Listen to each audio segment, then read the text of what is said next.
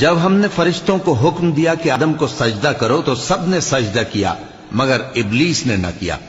وہ جنات میں سے تھا تو اپنے پروردگار کے حکم سے باہر ہو گیا۔ کیا تم اس کو اور اس کی اولاد کو میرے سوا دوست بناتے ہو، حالانکہ وہ تمہارے دشمن ہیں، اور شیطان کی دوستی ظالموں کے لیے اللہ کی دوستی کا برا بدل ہے۔ میں نے ان کو نہ تو آسمانوں اور زمین کے پیدا کرنے کے وقت بلایا تھا اور نہ خود ان کے پیدا کرنے کے وقت، اور میں ایسا نہ تھا کہ گمراہ کرنے والوں کو مددگار بناتا۔ اور جس دن اللہ فرمائے گا کہ اب میرے شریکوں کو جن کی نسبت تم معبود ہونے کا گمان رکھتے تھے بلاؤ، تو وہ ان کو بلائیں گے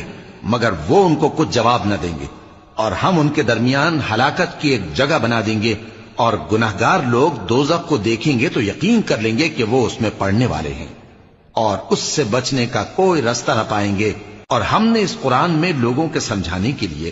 طرح طرح کی مثالیں بیان فرمائی ہیں، لیکن انسان سب چیزوں سے بڑھ کر جھگڑالو ہے۔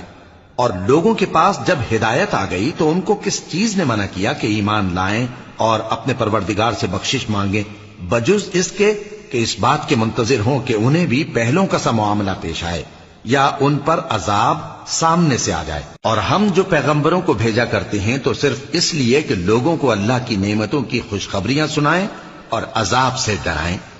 اور جو کافر ہیں وہ باطل کی مدد سے جھگڑا کرتے ہیں تاکہ اس سے حق کو پھسلا دیں،